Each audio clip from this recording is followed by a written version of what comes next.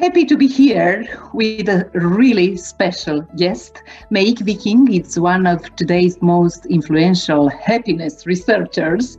Do you believe exists something like this? He's the author of several books, including mine. Look at it. Believe me, I was happy to read this book, The Little Book of Hugh. I don't know if I say correct, Meik. Yes, I think you're doing an excellent job. We pronounce it. I think we pronounce it Hugh. So I think you're spot on. Thank you very much. In Romanian, Mica Enciclopedie Hugh, rețeta daneză a fericirii. Let's talk also about another book. The New York Times bestsellers. I told you, The Little Book of Lik. Lik? What means this word? It's also in Danish? It's another Danish word. That is pronounced lykke, and it means happiness. So that's the Little Book of Happiness. Oh, great. And more than 1 million copies sold worldwide in more than 35 languages. Let's not forget about another book called The Art of Making Memories. Meik is the... Look at it. Meik is the founder and CEO of the Happiness Research Institute. Great name. I didn't know this can be possible. Really. What is this research institute? This is not a joke. No, no. This is real. It's real. And we were established 8 years ago, and we're based in Copenhagen. And I know the Happiness Research Institute. I know it sounds like a magical place, and our listeners might think we have a room full of puppies and a room full of chocolate. Unfortunately, that's not the case. So it's a research institution that looks at happiness, well-being, quality of life from a scientific perspective. So we basically try to solve 3 questions. All the work we do and my entire career is dedicated to these 3 questions. So we try to understand how we can measure happiness. Secondly, why are some people happier than others? And thirdly, what can we do to improve quality of life? So how do we redesign our cities, our policies, the way we decorate our homes, our offices to improve well-being and happiness? That's what we try. The light in our life. I don't know how we can make our workspace a happy place, okay?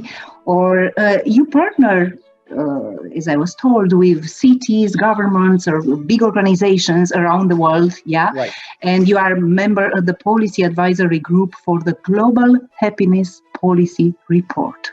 And your country, Denmark, is one of the happiest in the world, isn't it? How is this possible? Because yes. you have such a bad weather there. It's rainy all the time, or it's winter most of the time. This is true. We have 178 days of rain per year.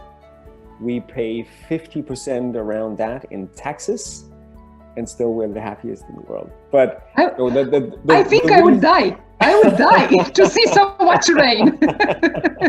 And how you balance this in order to be happy as you are?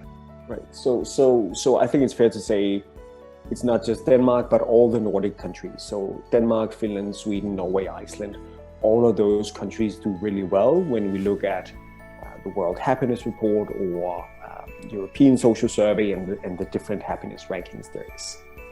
It's also important to remember that these rankings are based on a national average. So you could call the Danes the happiest in the world. You could also turn it around and say perhaps we are the least unhappy. And I think what the Nordic countries do really well is they're good at reducing causes for unhappiness. So that brings up the bottom, that increases the average, and that's why we come out on top. But it's bigger than that. It's also equality between men and women, between rich and poor. It's a high level of freedom. It's being good at converting wealth into well-being. So designing cities, designing societies where you can experience a high level of quality of life, whether you are rich or poor.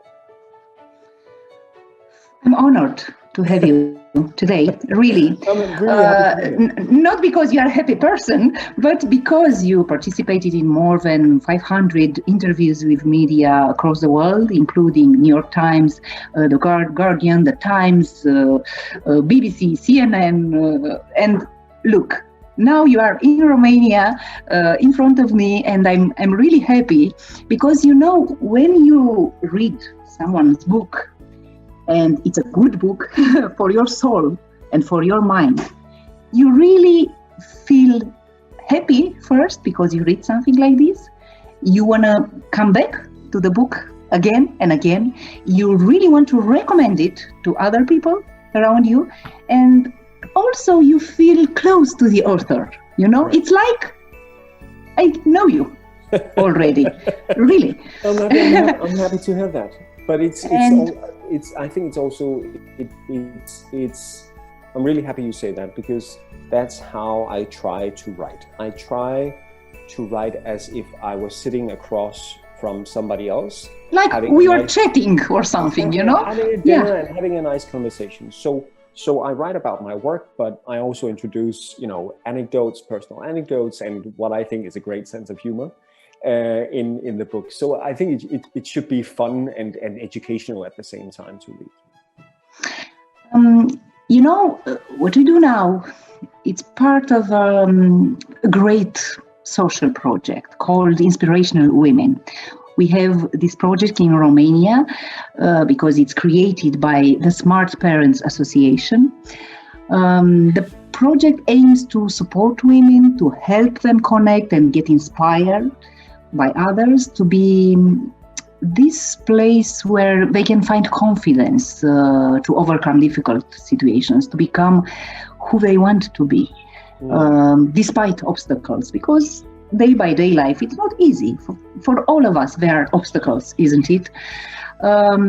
This project talks about living a conscious life, living the dreams, also the bad times, the anxiety, the depression, who knows, and about how we can support those women around us and offer solutions in case of burnout or emotional abuse. There are so many situations. And you can find us on Facebook page, and everybody should know that this project is called in Romanian Femei Care Inspiră, website femeicareinspiră.ro, sau pe Facebook or Facebook, you can find us. So I'm really honored to have you today here with me, because I think all of us want to know what is the definition of happiness, how we can reach happiness.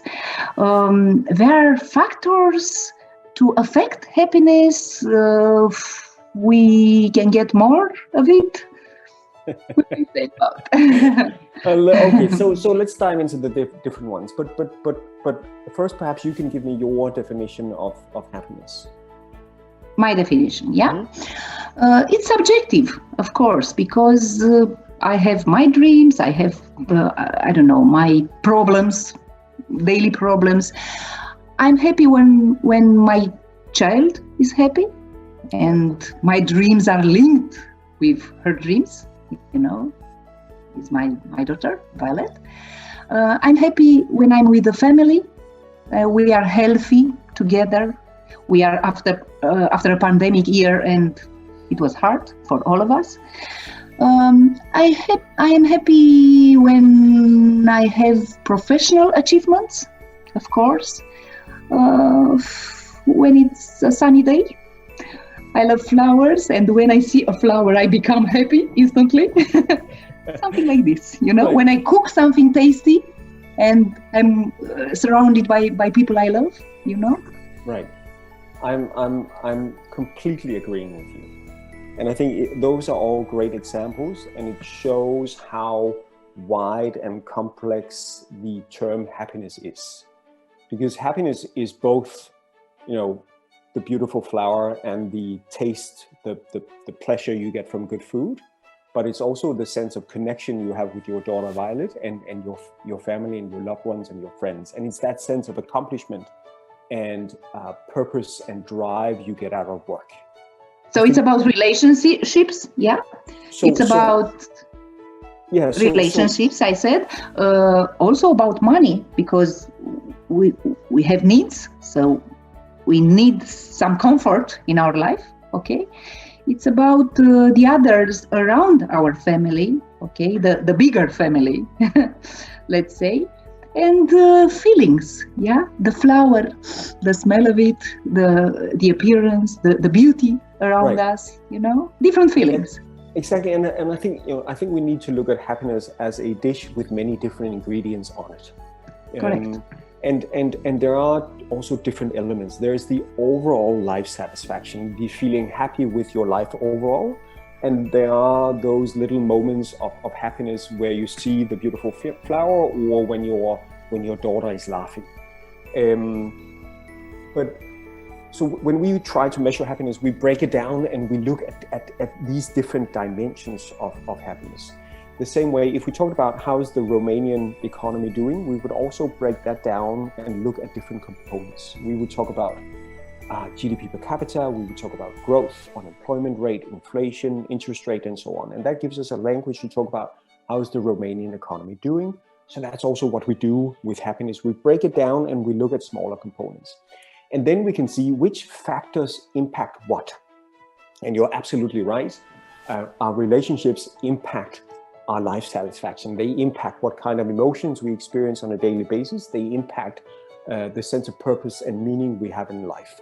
Money impacts some elements. Money, we can see on average, yes, richer people are more satisfied with life than poorer people, but richer people don't necessarily have a larger sense of purpose or meaning in life. So different factors will impact these different dimensions differently, but relationships is often the best predictor of whether people are happy or not. What about social media? How does the social networks impact women's happiness? Because we are talking in our campaign about women. Right. So it's a super interesting area. On average, it depends how we use social media. So if we use social media to be social, then it can actually have a positive effect. If we use social media to connect with loved ones, especially during these times where we have to be distant sort of physically, if we use social media to organize events and so on, then it can have a positive effect. But if we use social media to compare ourselves to each other, then it can have a negative effect. And I think for a lot of people, whether it's Facebook or Instagram or TikTok or what it is now these days, it's often a constant bombardment of glamour pictures of wonderful things that happens for everybody we know.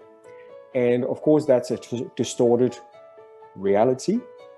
It's not how people's lives actually look like. But we it's a fake. Yes, but we can see in happiness research and in the data that comparisons matter a lot when it comes to how we feel about our lives. So we can, for example, see it when it comes to income levels or salary levels. There is an American saying that a happy man is a man that makes $100 more than his wife's sister's husband. And when we ask people, if we ask people, would you rather make, let's say, would you rather make 50,000 per year and everybody else makes 25,000, or would you rather make 100,000 and everybody else makes 200,000?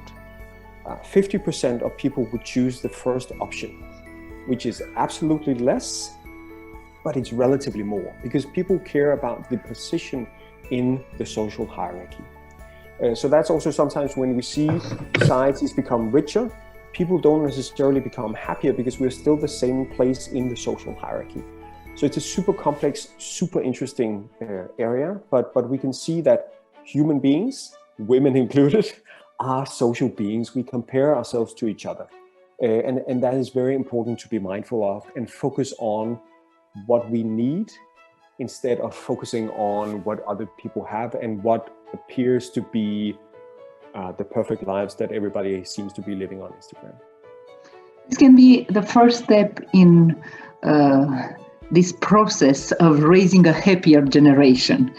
How can we raise a happier generation? I think by actually focusing on women. We can see, I mean, a good predictor of whether kids are happy is whether the parents are happy and whether their mother Correct. is happy. When a woman is happy, she can inspire others with her mood, isn't it? Right. And I think, you know, it's also interesting because a lot of the great studies in happiness research have been studies where we have followed people over time. You know, we follow people over 10 years or 20 years, and every year ask them, how happy are you, or how satisfied are you with life? And we see a lot of other factors, you know, how much money are people making? Are they in a relationship? Do they have kids? And so on and so on. And then we can see, you know, what is the average impact on happiness from, you know, moving to a bigger house, or getting older, or getting married, or becoming divorced, or so on and so on. And when you look at the relationship between money and happiness, there's an interesting element, because I know earlier I said on average we see richer people are more satisfied with life, but we can actually also see when we follow teenagers over, let's say, 15 years, you know, people who are 16 now, and then in 15 years they'll be 31. We can see when we look at siblings, so brothers and sisters and sisters and sisters, the one that is the happiest now at age 16 or 19 will actually be the one that goes on to make more money in his or her early 30s. So caring about our kids' happiness, caring about our kids' well-being is actually something that is going to make them more financially, at least, successful later in life. So focusing on well-being. And I think that's also coming back to the Nordic countries. I think that's also one of the things the Nordic schools or education systems are quite good at, not just focusing on academic skills, but also focusing on social skills and making sure that we teach our kids empathy and a spirit of cooperation over competition, and skills that will help them in life and not just in school. Can happiness be induced? Does fake it till you make it work, do you think? I mean, just say some positive words every morning and pretend you're happy. I think so. First of all, I think we should acknowledge that we can't be happy all the time. Right. You know, and you know, in a normal human life, there's going to be hopefully periods of happiness and also periods of struggle and hardship and challenges. And that's part of the human experience. But I think you're also right that the perspective matters. How we look at life and how we look at life's challenges also matter. It's not the only thing that matters, because of course external circumstances also impact my level of happiness. And I think we need to look at happiness the same way we look at health. You know, there is a genetic component in health. You know, you are predisposed for some diseases, I'm predisposed for some other diseases. The place we live impact our health, you know, the quality of the healthcare in our countries, the level of air pollution in our cities, and then the choices you and I make on a daily basis. So do we smoke, do we exercise, what's our diet, and so on. And I think the same paradigm works with happiness. You know, our genetics matter. We can see from twin studies, identical twins have fairly similar happiness levels. Where we live in the world matters because external conditions matter, and the choices we make on a daily basis, the perspective we have on life also matters. Based on your research, what are the most important factors that make women happy and self-confident, let's say? So, I mean, when we look universally, the best predictor of whether people are happy or not is our relationships. But we can see that there's also things that matter for happiness that we're not in control over. Genetics was one thing. We can also see age is another thing. So when we look at how old people are and how satisfied they are with life, usually we see a U-shaped curve. So people are quite happy when they're young and old, but sort of midlife, in our sort of mid-40s, that's when we sort of reach low point for How do you explain happiness. this low point in the middle? Well, so there are different theories. There is one theory that it's in mid-40s that we have a lot of pressure in our life. There might be a career and there might be kids. So we have several fronts we need to perform on. It can also be that it's in our mid-40s that we realize that some of the dreams we had when we were younger are not going to be met. The reason why we see an increase later in life is perhaps that people later in life become better at prioritizing what actually matters to them. They learn something. Right? And what gives them quality of life. Instead of caring so much about what other people think and what other people think they should do, they focus on what actually brings me happiness. But we can also see another theory in terms of the low point is that sometimes people lose a lot of friendships in their 30s and 40s, and it's a scarcity of friendships, of relationships that is a drain on happiness in our mid-40s. How can we emotionally recover after a difficult situation? How can we find happiness again? I think it, of course, very much depends on the situation. But I think connecting with other people, sharing the hardship, and recently I've been really interested in seeing how books can help us through difficult times. And it's interesting if we looked at sort of the ancient libraries in Greece or in Egypt. In some of the big libraries, they would have displayed across the entry hall or the entry door to the library that you are now entering a healing place for the soul. And I think that's still true today. And we can see, for example, in fiction, if people read fiction where the characters are going through some of the same challenges that people are going through, that can actually have a positive mitigating effect. And I'm really inspired by a gentleman in the UK who has written something called the Poetry Pharmacy. And what he does is he has conversations with people throughout the UK about what they're going through, you know, the different hardships they face, the different sort of mental struggles they are fighting with. And then after the conversation, he hands them a poem. And he says it's interesting to see the effect it has on people, that knowing that what I'm going through right now, there was actually a Persian guy 700 years ago that was going through the exact same thing. And for example, when people are struggling with loneliness, which he says is one of the most common challenges that people are facing, there is a poem by a Persian poet called Hafiz, who wrote 700 years ago.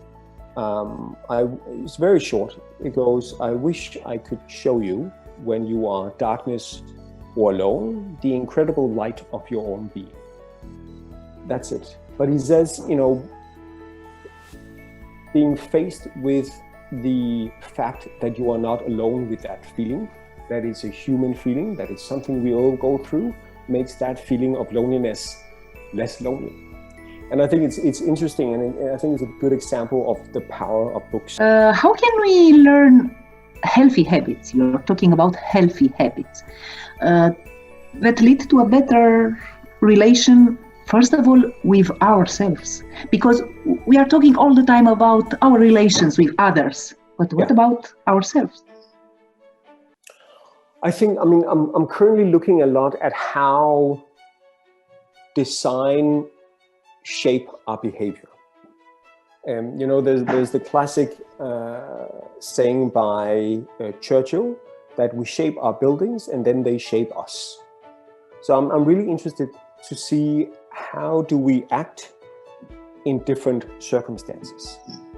And to give you an example, in my town, I live in Copenhagen, 50% of people, they cycle to work. So I cycle to work. Back when I was going to the office, the students would cycle to university. 50% of members of parliament would cycle to parliament. Now, the reason we do that is not because it's healthy. It is, but it's not why we do it. It's not because it's good for the environment. It is good for the environment, but it's not because... Maybe you don't have cars. I don't know. There's plenty of cars, but it's just fast, it's easy, and it's convenient because the city have invested a lot of resources in creating really good conditions for cyclists. So there are cycling paths around the city. There are several bridges across the water in Copenhagen where only pedestrians and cyclists can go. And that means, to me, the natural choice is the bicycle. I'm as lazy as everybody else in the world, but for me, it's just the easy, fast way to get around. So that becomes the standard default choice to go on a bicycle that keeps me healthy. I cycle, several day by day, yeah. Day by day, right? And that's a way to keep me healthy, and it's just something that is worked seamlessly into my daily routine because the circumstances have been designed to make that the logical choice. So I think that's also something we could play with. Observe how we act and how our behavior is shaped by the environment we are a part of. It's not only about trying to be more comfortable in your city, but it's also about the time spent into the nature. I think this relation between us and the nature, the mother nature, it's really important. Right. We cannot skip it. If we stay all in the boxes, in the apartments, in the offices, and so on, we cannot be alive. Really, we cannot be alive. We need the nature to feel alive. I completely agree, and we should also just point out that you have a beautiful tapestry behind you with peacocks and nature, and I think that's a human universal need, a need for a connection with nature, and we can also see that has really exploded these years when we are more forced indoors. I think people are seeking the great outdoors. They are going to parks, they're going to nature areas, but I think that is an inherent need in people. We can also see when we follow people over time and ask them day by day or even several times a day, which some of the good happiness studies have done, people report higher levels of happiness when they are in nature, when they are in parks, when they are by the beach, when they're in the mountains, when they're in green areas. They are happier, they're less stressed, they're less anxious than when they are in urban environments. We need fresh air, we need sun right above us, yeah, and we need light. We simply feed ourselves with light. I don't know if everybody's aware about, but this is simply natural happiness, let's say. Right. No, you're absolutely right, and I think there is a growing awareness of the importance of natural light, and we can see that from some early studies in the main hospital in Copenhagen, where if people have been placed in the hospital due to depression, we've seen from some recent studies that if they are placed in a room facing south compared to a room facing north, they don't need to be in the hospital as long. So being simple. Being a northern country, we have more light in southern facing rooms than north facing rooms. And the patients with depression spend an average of 59 days in north-facing rooms and 29 days in south-facing rooms. So now the hospital are doing a follow-up study with putting in dynamic light in all the rooms. Romantic relationships were affected during this pandemic, they say. How can we preserve them, right? And how can we balance in time of crisis these relations between us and our partners? Oh, that is interesting. I think I recently saw a study about well-being in the home, about how this was a US-UK study, which I was really happy to see, because we could see that families had become better at sharing the workload at home. Still in most countries, women spend more time taking care of the house chores than men do. This study showed that there had been some equalizing effect during the pandemic, and I think it's because one of the reasons it's become more visible actually how much work we have to do at home. When we're both in the home, we can see it more visibly. And it reminds me of one of the things I talk about in The Art of Making Memories, and that is a study of when you ask couples, when you ask men and you ask women, how big a share of the household work do you do? How big a share of the cooking? How big a share of the cleaning? How big a share of the grocery shopping do you do? And you add them up. I ask you and I ask your partner, and we add those numbers up. You say, I do 70% of the cooking, and your partner will say, I do 60% of the cooking. And we add those numbers up, it always adds up to more than 100%, right? Somebody's lying there. But I think the reason, and that's why I cover it in The Art of Making Memories. When I do the grocery shopping, I go to the supermarket, and I have to go to 2 supermarkets because we were going to have chicken and they didn't have the chicken I wanted, so I had to go to another place. And I picked the wrong line at the checkout, so I had to wait a really long time because there was something wrong with the cash register. And then I'm carrying the heavy bags home, and I'm putting, the things in the fridge.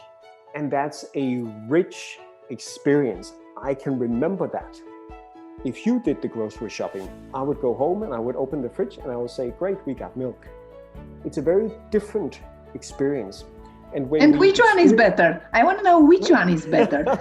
Just to have everything prepared by your wife, or to do it by ourselves? The point is, we remember when we do something, and we're bad at remembering when our partner have done something.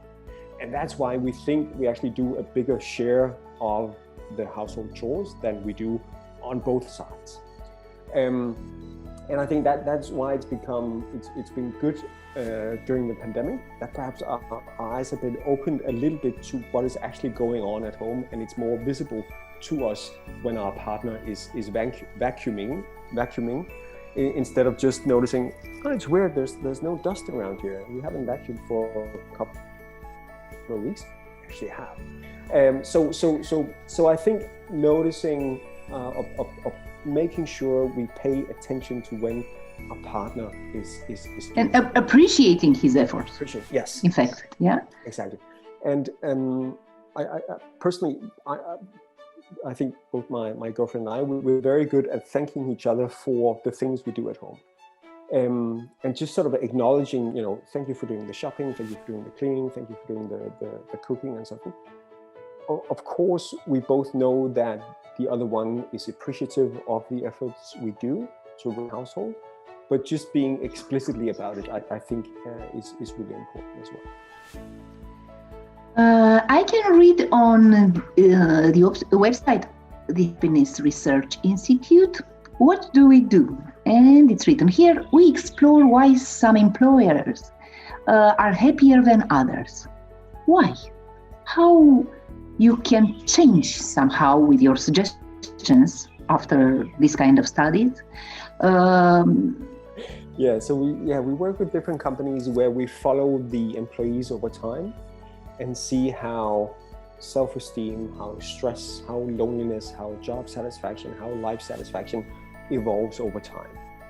And then we develop ideas for what the company can do to improve well-being among the employees. And it depends, of course, what's the situation in the given organization. Give me some examples, some simple examples to understand. So one company struggled a little bit with having time to focus and work on complex tasks, right? Mm-hmm. So for a lot of people working in offices, there's a lot of interruptions, right? So there's phone calls, there's mails pinging in, there's a team meeting at 9, and your boss is asking you about a status report. And it's a difficult situation to actually write that complex report that you have to write. So what Intel has done, the computer company, is they introduced something called Quiet Tuesday Mornings. So what they do is on Tuesday mornings for 3 hours, there is uninterrupted time. So there's no phone calls going through. The mail server shuts down. You can't schedule meetings. You can't talk to your colleagues. And it means you have 3 hours to focus on the complex task that you need to solve this week. Oh, really interesting. I have to change something in my office. and another example is we saw there was a Danish hospital that had challenges with the sort of atmosphere being a little bit hostile among the nurses. And what they did to change that was a spin on the classic employee of the month. So let's say that both you and I are nurses, and we have a boss, and this week I saved a patient's life, and you tell our boss that I have done a great job saving a patient's life.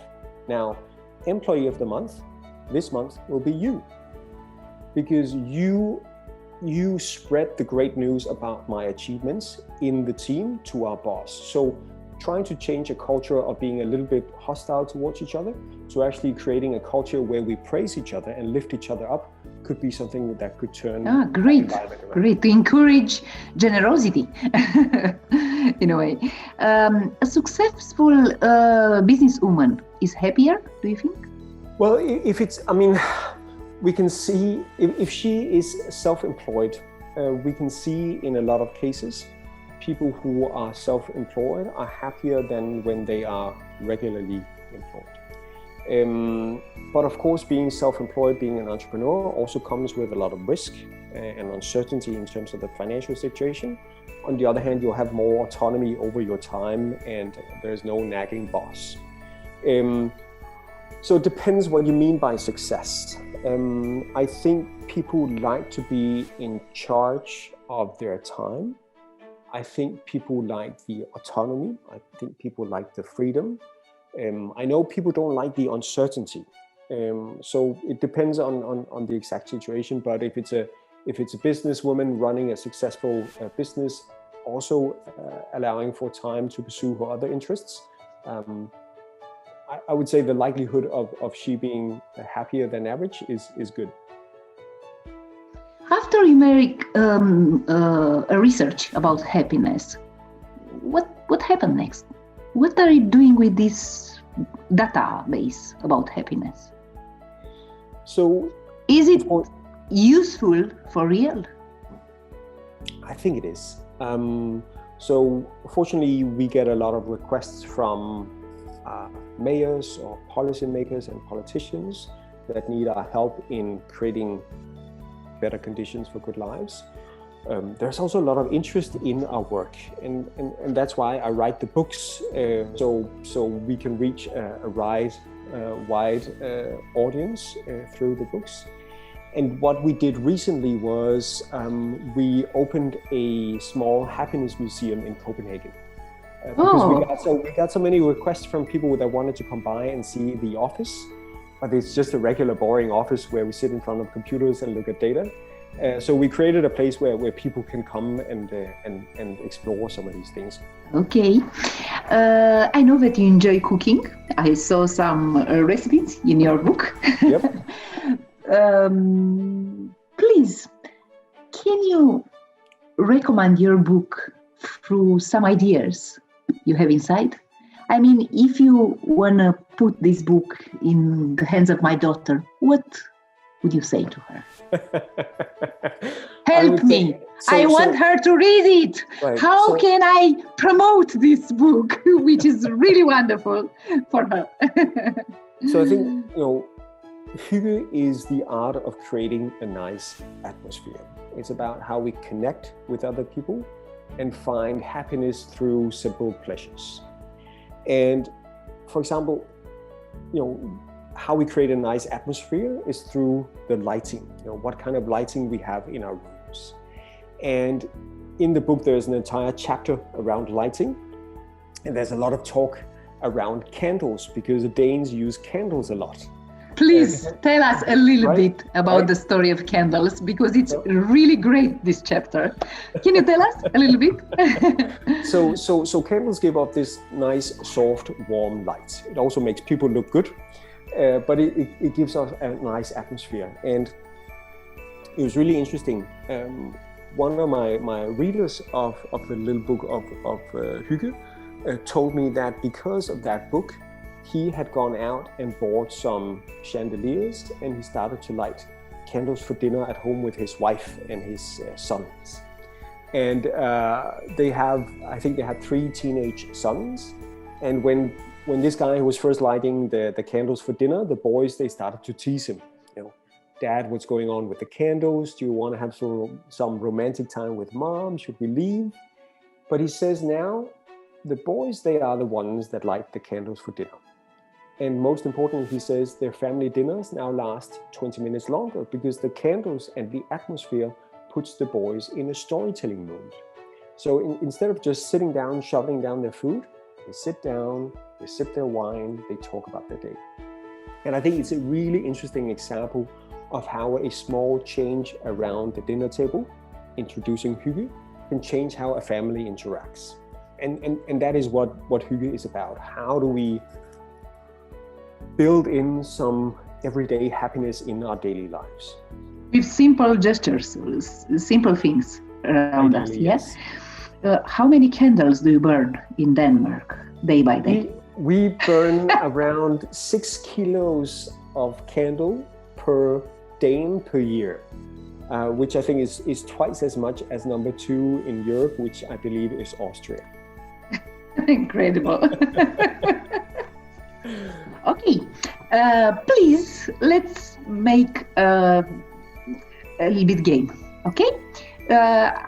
You complete the sentence. I begin the sentence and you complete it, okay?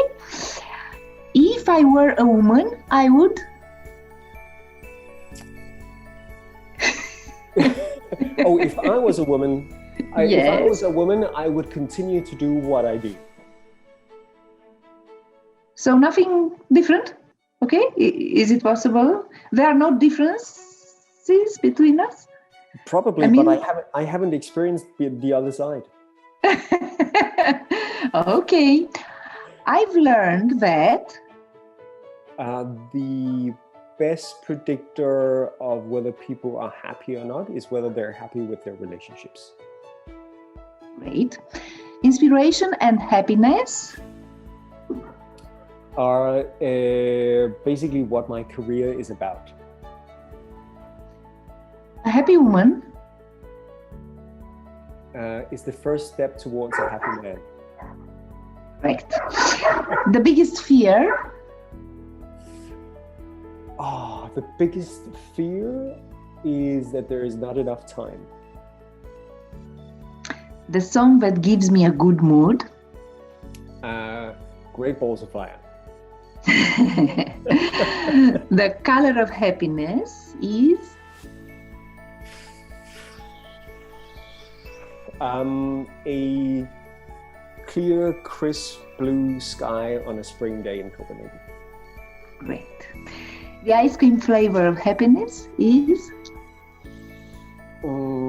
Definitely chocolate. My favorite sport is? Tennis. And chocolate, but you said about chocolate already. But maybe you want to add something about chocolate? If I was to add anything on chocolate, it would be whipped cream. Okay.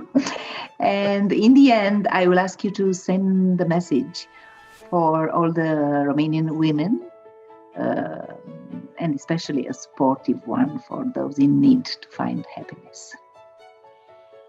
So I would say that I know these are challenging times. It's been a difficult year. It's been an uncertain year, and it's natural to feel unhappy from time to time, and that's part of the human experience. But I think the important thing is to focus what do we have control over. There's a lot of things globally that we cannot control. There's a lot of turbulence going on. There's a global pandemic. But what is in my control is what we're having for dinner tonight, which is chicken, by the way. And I try to focus on what am I in control over, and how can I make sure that we have some enjoyment on a daily basis, and focus on that. Yeah. What kind of woman is an inspiration for you? Many different ones. So Jacinda Ardern, who is the Prime Minister from New Zealand, is one of my favorite, or perhaps the favorite politician of mine. What they have done in New Zealand is she has introduced well-being. They've introduced a well-being budget. So now every political decision has to come with an assessment on how is this going to impact quality of life for people. So it's interesting to see New Zealand, Iceland, Finland, all led by women, and all really embracing well-being as a new measure of progress. So I would say Jacinda Ardern, but she's just one of many great female politicians. I really want to thank you. This is the gift of my day, really. For hours to read this book. It was for me page by page. I couldn't let it down, believe me. Well done. And well done. Again, for my Romanian friends, Mica Enciclopedie Hig, rețeta daneză a fericirii, scrisă de Make Viking, sub acoperișul Institutului de Cercetare a Fericirii Copenhaga. It was a pleasure to take you as a gift for the women. Thank you, Andrea. Really hearing us today. Thank you very much. And I hope to be back in Romania soon. See you. Bye-bye. Bye.